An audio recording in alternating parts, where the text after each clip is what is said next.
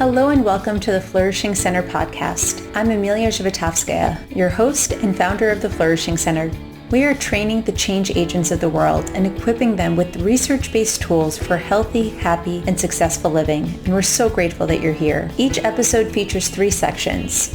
First is the Science Says section, where we summarize a recent research study and show you how to put the science into action. Next, we give you a research-based life hack with simple strategies for incorporating positive psychology into your life for greater well-being. And then our Practitioner Corner is where we interview someone who is out there living, breathing, and spreading positive psychology in their own unique way. Learn about how they're growing their personal and professional work and get inspired with strategies for how you might use positive psychology in your own life. Thanks for listening, and let's dive in. Hello everybody, thanks for tuning in. In today's Science Says section, we're looking at a new research study that's been conducted on self-forgiveness as an intervention. From there, we'll look at what does self-forgiveness mean as a life hack? How do we put that into practice on a day-to-day basis to deal with our regret, our guilt, our shame, and our negative rumination? And in our Positive Psychology Practitioner Corner, meet Denise. She is using positive psychology as a career coach and a speaker and helping everyone from university students to grown adults uncover who they are and what they want to do with their lives. Without further ado, let's dive in.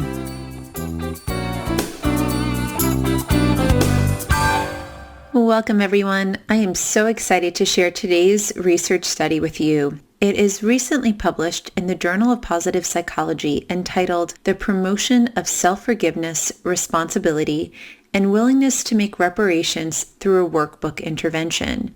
These researchers have published one of the most important articles I've come across in a really long time. If you guys could see my computer screen right now, you would see that this article is nearly entirely highlighted. Every other paragraph, I'm highlighting something else, and I'm so excited to share this research with you. Apparently, I had not known that there was very, very, very little research actually conducted. A ton of research has been done on forgiveness and has shown that forgiving others is a gift that we give ourselves, not just to the person we're forgiving.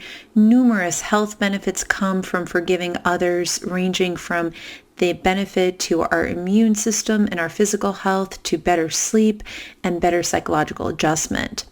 However, these researchers are highlighting that there have been some obstacles to people both promoting and studying self-forgiveness.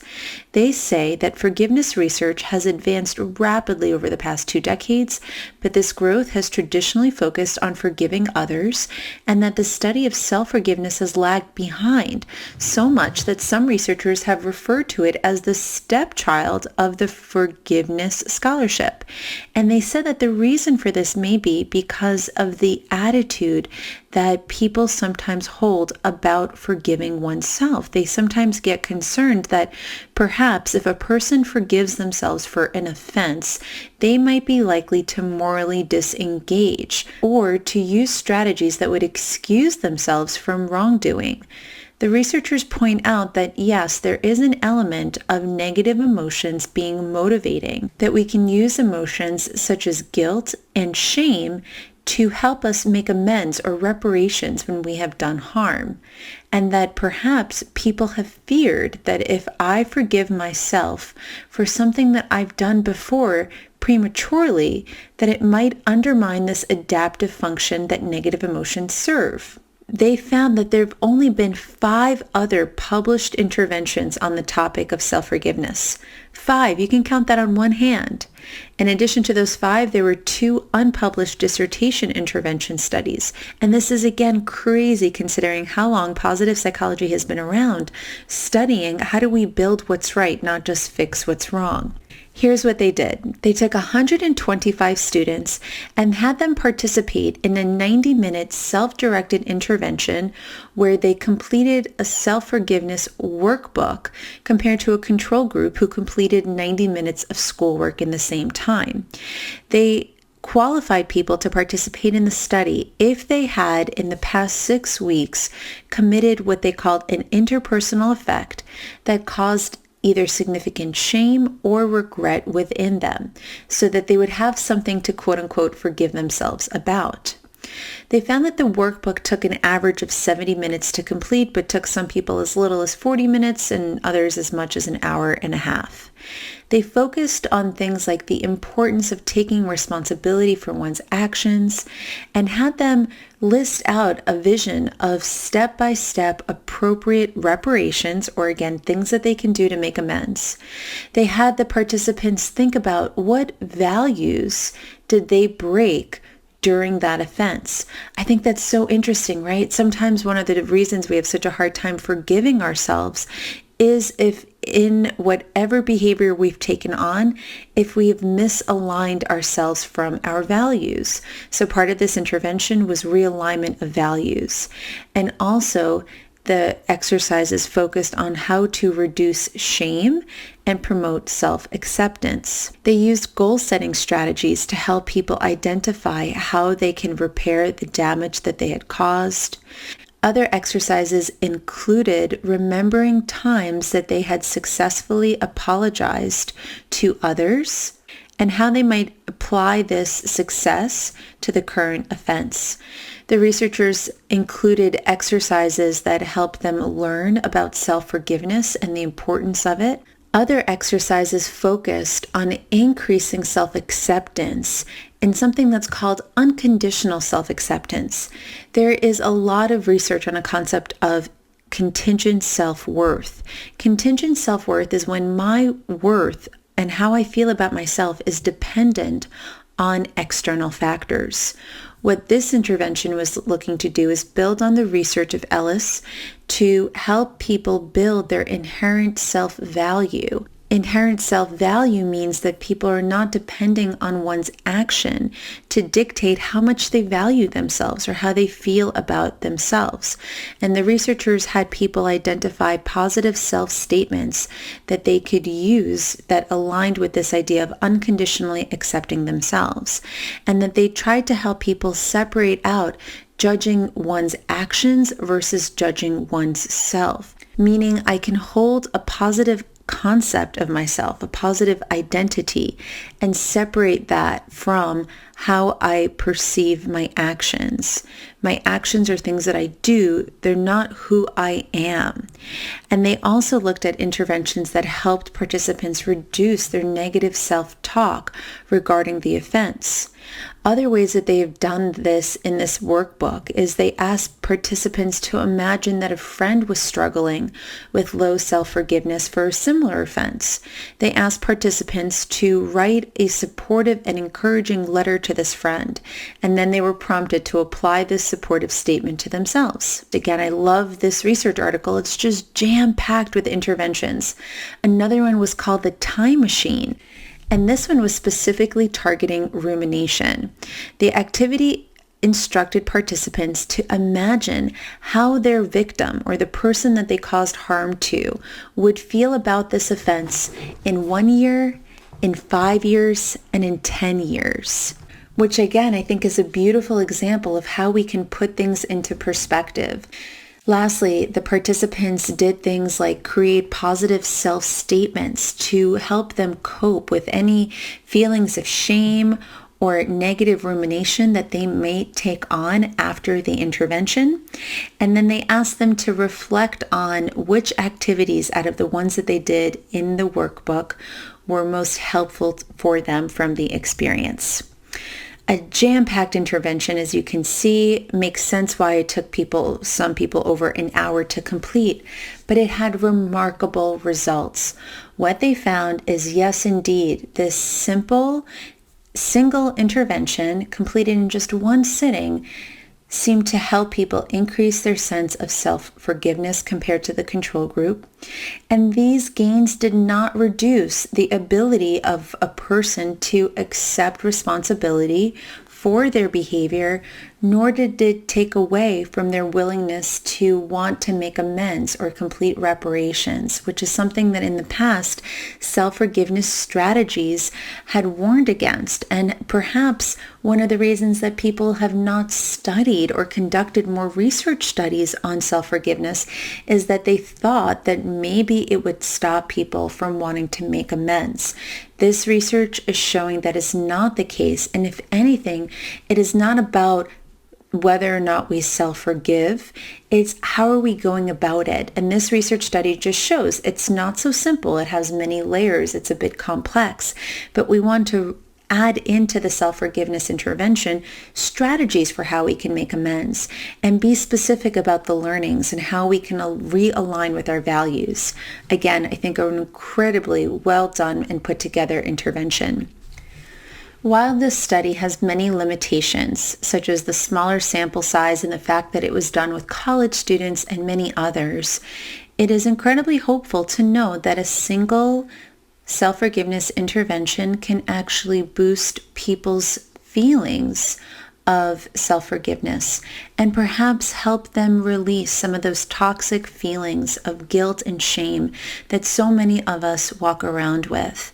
I'm excited about the frontier that this research might take as more scientists take an interest in self-forgiveness. I hope you'll give some thought to many of the interventions that these researchers have compiled that I've shared with you. And so much gratitude to the scientists out there that are leading the way for self-forgiveness intervention. Next, let's dive into our life hack, where we look at how you might uniquely apply some of this self-forgiveness research to yourself.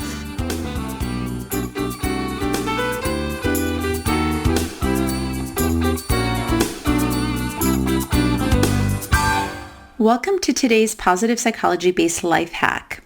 Today we're covering how to forgive yourself. If you've just listened to our Science Says section, you've heard lots of research-based intervention ideas for how to self-forgive.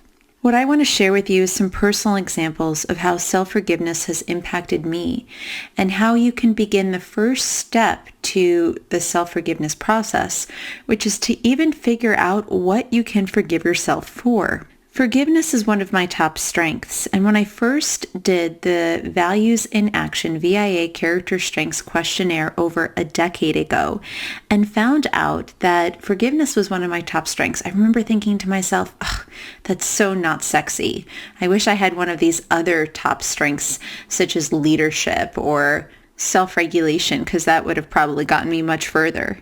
And it took me some time to appreciate that this thing that I took for granted, my ability to easily forgive others, to be able to live and let lived and just move on from scenarios, was something that I thought everybody did rather easily. But it took me some time to actually appreciate that it's a strength, and it's one that some people have to work to build. So when I participated in a positive psychology intervention that focused on increasing one's sense of forgiveness, I was already pretty much there. I couldn't actually come up with anyone who I had not yet forgiven. There I sat in the classroom looking around as everyone else was busy writing a forgiveness letter in their journal. And I couldn't think of anyone that I had not yet forgiven until it dawned on me I needed to forgive myself. I had spent the past decade having a really negative relationship with my mind and with my body, and I could think of many, many, many transgressions that I had performed on myself. So there I sat, dear Amelia, I am sorry for how I treated you. And I took the time to identify what some of those mean, harsh things were that I said and did to myself, to my mind, my body, my spirit. And it was a profound intervention, and one that I encourage you to embrace, both because the science shows us that self-forgiveness is not the same as just forgetting what you have done. It's not permitting yourself to continue to do harm to yourself or others. It is a process whereby we can create greater self-compassion for ourselves. And so the first place we need to go is to be aware of the type of mind chatter that you should be on the lookout for that can help you tune into the possibility that you can practice some self-forgiveness. I don't know about you, but my regret and guilt chatter comes in the form of I should have and I could have. And it's interesting that our brain might ruminate on those scenarios, playing them over and over again, and essentially mentally beating up on ourselves about what we did in the past. But as that saying goes, the past is history, the future a mystery, and the present is a gift. What happens when we live in those could haves and should haves is that we are simply reliving the past in the present. And this does not guarantee us that we will act differently in the future. So begin to notice, when do you see yourself shaming yourself, feeling ashamed, regretting, or feeling guilty? Because remember, the evolutionary role of many of these negative emotions is to motivate you to make amends or reparations for the harm that has been caused. But so often the things that we feel regret or shamed about is not actual harm that we've caused. We regret something we said. We wish we could take it back. Oh, I can't believe I did that. I was humiliated. Stuff that most likely no one else is thinking about except for ourselves. Things that we could easily let go of if we were to be just a bit more compassionate to ourselves, the way that we are to others. Ways that I've learned to be more self-compassionate for myself is also reminding myself everyone is doing their best at any given time, and I'm very able to forgive them and to let it go. And I want to offer myself that same gift of compassion. So I invite you to try it on for size. What's something you have done to yourself in the past that has been emotionally haunting you today? How can you let it go? Practice self-forgiveness. Ask yourself how I can realign with my values and show up in the world the way that I want to. Next up, listen to Positive Psychology in Action with our Practitioner Corner. Hello, everybody. Join me in welcoming Denise Friedman to our Positive Psychology Practitioner Corner. She's joining us today from Washington, D.C. And on our 5I Change Agent model, Denise happens to fall into 3 of our 5I categories. She is an individualizer, an inventor, and an implementer. She is a career happiness coach and facilitator of numerous programs that help people find their way as they're navigating career change and well-being change in their life. She is also the director of career and alumni services at the Trachtenberg School at George Washington University. Some things that you wouldn't know about Denise is that she is, 1, really good at telling bad puns.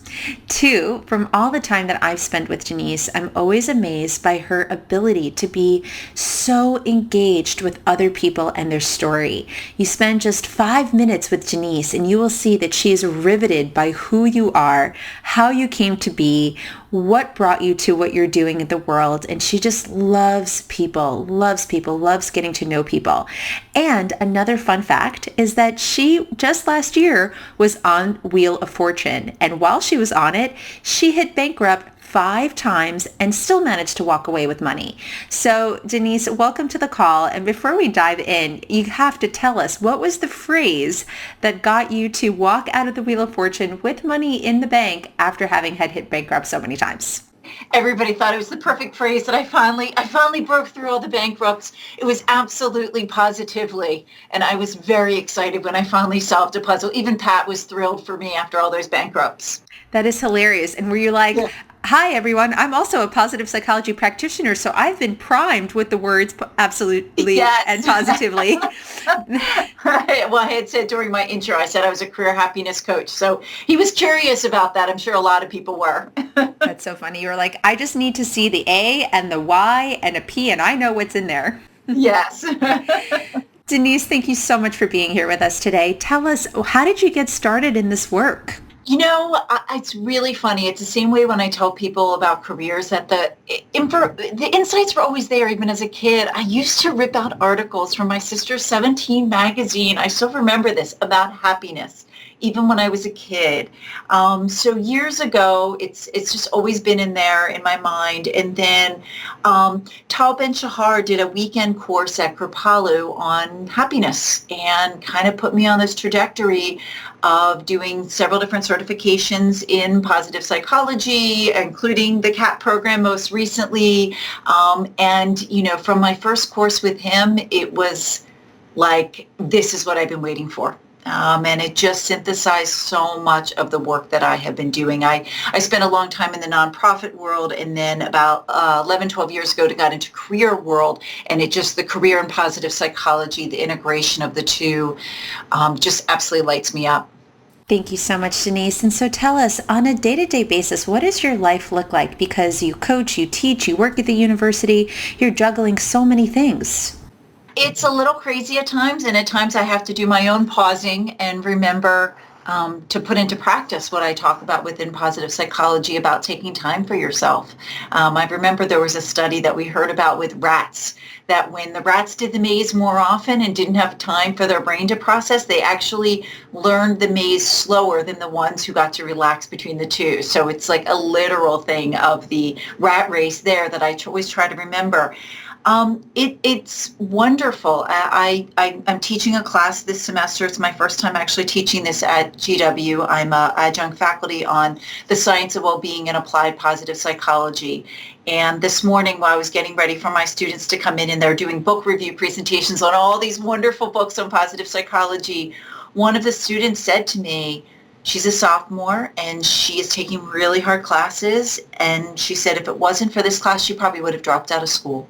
That what she has been learning has just helped her deal with everything else. So it's, despite the craziness of balancing a side business of career happiness coaching, being an adjunct professor and a full-time job, it's moments like that that just make it all worth it. It just reminds you of how powerful these materials and this research is. What an inspirational story, Denise. Thank you so much. And tell me, what are some of the things that you feel college students should learn that will propel them for success that come from the field of positive psychology? I could talk all day about it. I am amazed. I've been having students do reflection papers, and it's incredible to me the things that have resonated with them. Most recently, we're working on the section around achievement, and this week, the reflection papers, I would say one that really grabs them is this idea of perfectionism and how unhealthy it is and how to use these tools to balance. And how, we started with working with strengths and the ahas that they had on how they can use their strengths and mitigate some of this. We talked a lot about self-worth versus self-esteem and how to build self-worth with areas of self-compassion. There's, the idea of meaning. I have one of my students who is actually transferring to a different school in the spring because she actually recognized what would bring her meaning with the work is not something that was happening here at GW. And also through the understanding that one of the bottom line issues within positive psychology we talk all about is other people matter.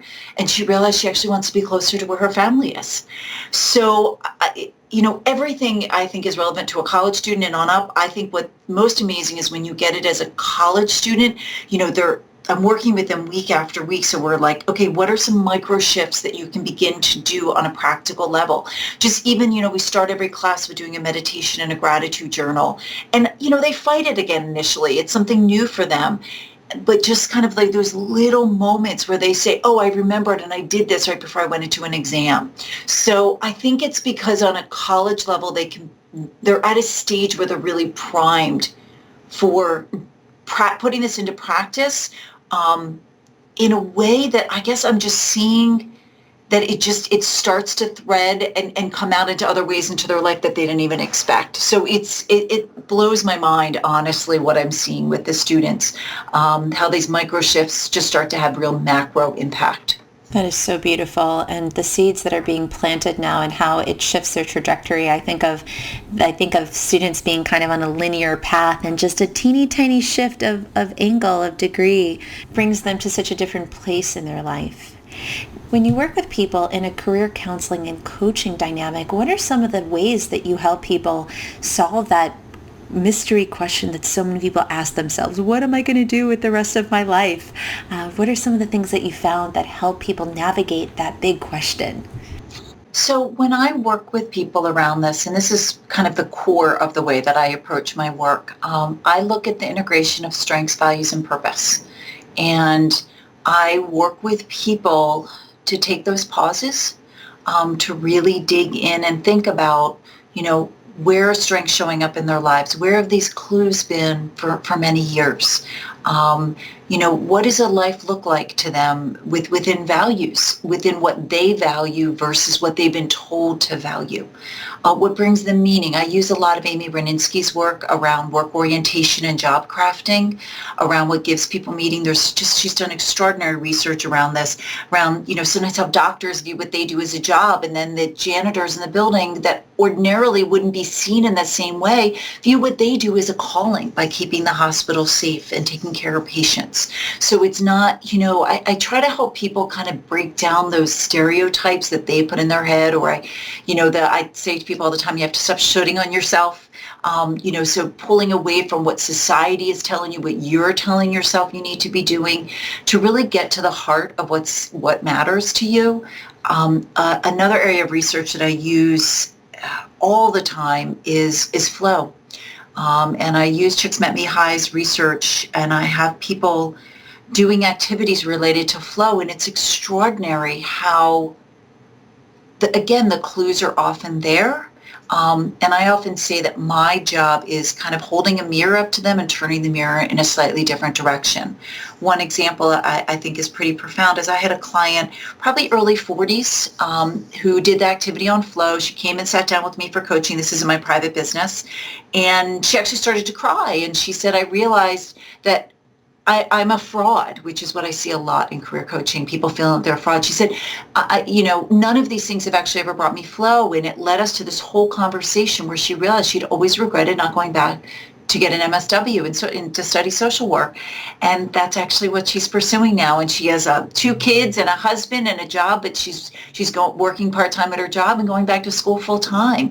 And it was through this realization of those moments early in her life before she started working what really had brought her flow, and how to actually build a career in that. So sometimes I say positive psychology threaded through allows me to both be aspirational with my clients and pragmatic together. That's beautiful. Thank you so much for sharing such concrete ways that people can begin to explore these questions.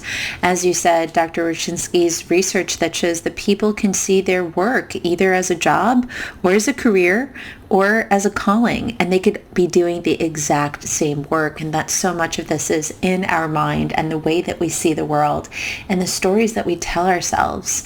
And such an incredible story that someone is able to remind themselves that they can reinvent themselves time and time again and find what some of those early callings were for them. Thank you for sharing that, Denise. And I'm curious, Denise, what are other activities that you have your clients and students do that help them continue to peel back the layers so that you can hold up the mirror? There's a couple things that immediately come to mind. As you talk about, work orientation, I think it's important for people to feel is not everybody needs to have their work be a calling. And I think it's overall, when we study positive psychology, we talk about overall what gives us meaning in life. I say all the time to people, this is not the job you want. This is not the career you want. It's about the life you want. So, for some people, they need that work to be a calling. Other people, it's just part of what gives them overall meaning and overall flourishing. So one activity that I love is I have people say, it's 20, 25 years from now, and you're being honored for something. Write the introductory speech that someone would say about you. And this activity often surprises people, because when they do this, sometimes I'll work with people and they realize that the role that they want work to play is very different than the plays now. And sometimes it's a bigger role than they think, that their aspirations are bigger than they had originally felt they had the courage to lean into. And then sometimes people do this and they realize that what they want to be doing plays a different role in their overall meaning of their life. whether it means they want to have more meaning in their life through their volunteer work or their family or through their other activities and their hobbies. And it helps them by doing that activity to pause and reflect. Another activity that I love is the 4 days in a row, where you write for 20 minutes for 4 days in a row, as if you were in your 80s and someone sits next to you and says, I've heard everything came true in your life. Tell me what happened. And the trick to this is not just what happened, but what you did to make it happen. So it's not just, this happened, but the steps that you took. And you do it 4 different days in a row, 20 minutes. I tell people usually to do it in the evening when you're more in that place of kind of, less censoring. I always tell people generally about 10 minutes because I want people to handwrite it. If your hand feels like it's about to fall off, but it's usually at that moment where the magic happens and you switch out of this censoring and judging and you just start writing. And sometimes people will write the same story 4 days in a row, and sometimes it'll be different and they try things out. But, I've done this countless times with clients, and I think what's magical about it is you start to see the common values of what you want in your life. And from there, we pull out those common values and say, how do you build a life around this? I had a client once do that activity, and she was fast-tracked here at Smithsonian doing an extraordinary job. And she realized that when she had written all 4, none of them involved staying there and continuing in that route. And it was a scary decision for her. And so another activity actually we learned in the CAP program that I love is the best and worst case scenario. So we played that out with her to really look at what was the best case scenario and the worst case scenario, a couple of different options she was looking at. So then we could unpack what were unfounded fears, what were concerns that we needed to develop a strategy around, and what was getting her excited in a way she hadn't even allowed herself to be excited. So kind of they all fit and build with each other. And I find that, again, even though people often have the answers underneath, they are surprised to see what comes up. And then, again, really being pragmatic about how to make that a reality. Wow, there's so much that you said there that stands out, Denise. I just want to highlight, even in the very beginning, that what you said, that many people feel like they should go right to finding their calling. And if they haven't found their calling yet, that something is wrong. But reminding people that it's okay to sometimes be in a job, and it is okay to be in a career, knowing that there is this thing called a calling that is available to you, that is literally calling you, that takes time to unfold, and that you are on a journey, on a path that you can be patient and enjoy the process of getting to. And I feel like what I've noticed myself as a coach and as a teacher of this work as well is that sometimes just giving people that language, that they're not crazy, that they're not super fulfilled because they're in a career right now. They're not doing their calling, and that's okay, but it has a name, and that they can enjoy that process, knowing that they can then focus instead on being curious and what will actually get them to those other places in their life. And I also hear that you have such great interventions that you're using with people, and it's a really beautiful way that you found in blending this skill set of being a coach, which is holding a container and asking curious questions and listening and reflecting, and then offering people positive psychology based tools when they need them. Such a beautiful thing. I feel extraordinarily blessed by the opportunity to bring the two in. And something I do with it that I think I love is I've presented a lot of conferences to help other career practitioners. Of course, I wish they would all go through the program and get the certificate because I think there's more in this field that's needed. And I just feel like these tools are so easy for someone to just kind of pull pieces out of and bring into their practice. Absolutely. I just think of how many people are facing or thinking about that career change, but the reason that they're not able to do it is that they're so limited by their fears or their what if thinking. And so being able to offer those tools of positive psychology. And you mentioned the worst case, best case, most likely intervention. Just want to tell our listeners about it, that it's a simple process where you allow yourself to think of what would all those worst case scenarios be, that if you were to do this and then what would happen and then what would happen and then what would happen, until you get yourself to the bottom of the wastebasket of all the worst things that can happen. And then we do a process of uncovering what's the percentage likelihood that these things will actually happen given what we are facing right now. And many people are able to look at these unrealistic thoughts that they're having that don't have high percentages at all. It's just their brain trying to protect them. And then we go to the unrealistically best case scenario as well. What would be the best case scenario that is equally absurd as to what might happen? And we look for percentages there. And oftentimes for people just laughing at their mind chatter of how ridiculous those worst and unrealistically best case scenarios are, help them get to this middle ground of saying what is most likely to happen. Thank you so much, Denise, for bringing up such awesome interventions. And I'm curious, as you know, in positive psychology in the CAT program, we say self-care is healthcare. And what are some of the self-care practices that most nourish and support you? Oh, gosh. So many. Actually, right now I'm sitting here at my desk. I have yellow roses I bought myself this morning. We talk a lot about nature. And I have sore legs from a 10-mile hike I did in Shenandoah National Park this weekend.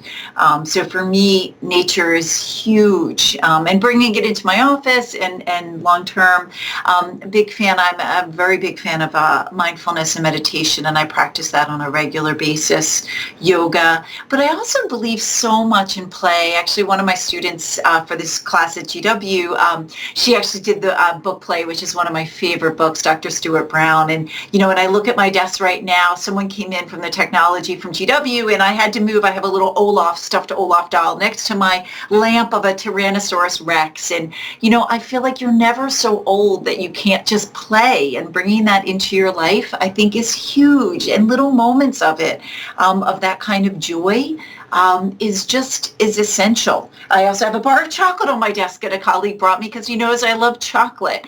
And I came in this morning to a lovely note from one of my students I met with last week, and I savored the feedback that he gave me. So I practiced savoring and play and doing nothing. So I'm very, very mindful of practicing this because I can tell there's such a difference. A lot of the training I do, I'm also certified in Gallup Strength Finders, and we talk a lot about what keeps your strengths in a balcony versus a basement. And I'm so aware of how differently I show up, particularly when I have students and clients who I need to be fully present for. And if I'm not taking good care of myself, I'm not able to be present for them, and my strengths aren't in the balcony. So I practice a little bit of everything, and I'm very mindful of thinking about, do I need time with friends right now? Do I need to travel? Do I need to play? Do I need to just do nothing and go for a walk? Thank you, Denise. So you've spoken with us about how you work with people as an individualizer, and you've spoken about how you work as an implementer because you're implementing positive psychology into an organization at George Washington. Tell us more about the workshops that you're building for your business. Workshops are wonderful because you get a chance to not only give the information out to a large group of people, but I find one of the best things about it is it helps people normalize how they're feeling. We know the statistics that say 70% of people feel disengaged at the workplace. And giving people these tools and resources and supports to be able to change how they feel with this through workshops is extraordinary. A concept that I come across a lot in my workshops and in my individual coaching that I feel like we really work through in the workshops is this concept of career shame. People feeling like they should have made different decisions professionally. They've been overlooked. And when I do workshops, this inevitably comes out. And when people hear that other people have felt this, and then I use a lot of positive psychology tools to help people work through it, just even that first step of seeing the people around the room who also are sharing that same thing helps people release the judgment. And once they release the judgment, they're able to dig into it. So I've been able to do them at places like federal agencies like National Institutes of Health, CIA, Government Accountability Office, do them at nonprofits. Working this week with a leadership program. I've done them with college students, emerging leaders and college students.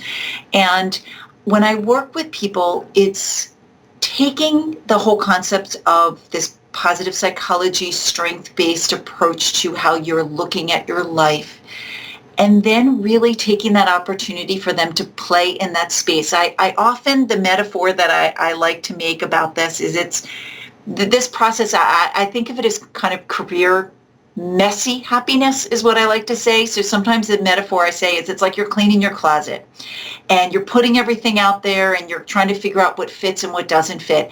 And sometimes when you're doing this with a group and doing these workshops, there's an energy and new ideas that come out when people are hearing things from others. So I love doing them for small and large groups at all different levels, people who are college students all the way up to senior executives, who everybody, you used the word earlier, Amelia, about reinventing. Everybody, I have a quote in my office that I love that says, the butterfly said to the sun, they can't stop talking about my transformation, but I can only do it once in my lifetime. If only they knew they can transform at any time and in countless ways. And I live by that motto around anybody at whatever stage in your life, you get a chance to transform yourself, whether it's through your career or how you're interacting in your career or how you're interacting with how that shows up in your life. In these workshops, I find that people have these beginning shifts, these ahas about the ability to transform themselves. And to me, it's where the magic starts to happen. Wow, thank you so much, Denise. It's been such an honor to have you and all of your wisdom on our podcast today. How can people learn more about your offerings and what you're up to in the world? Fantastic. I'm happy to have people go to my website, careerhappinesscoaching.com. I write a regular blog about the integration of positive psychology in careers. So if you follow me on Twitter and LinkedIn and Facebook or on my site, I can send those out to you. And I'm always happy to have conversations with people who are looking for coaching, but also people who are in this space and want to hear how I've learned. And I feel really lucky that this has been an organic growing process. One of my friends recently said to me, and she's an extraordinary trainer, and she says, at this point in my life, I'm concerned about the depth of my career, not the height. And that's what I feel like where I am. And I love talking to people about where I am and how I'm doing that and sharing any ideas and any resources. Beautiful. Such an inspiration, Denise. Thank you so much. Thank you. This was fun. Thanks for listening. We hope this podcast is helping you be a healthier, happier, more flourishing human. And if it is, drop us a note. We'd love to hear from you. What are you enjoying about this podcast? What would you love to hear more from? It is your support that makes all of this work worth the while. We look forward to hearing from you and wish you a flourishing day.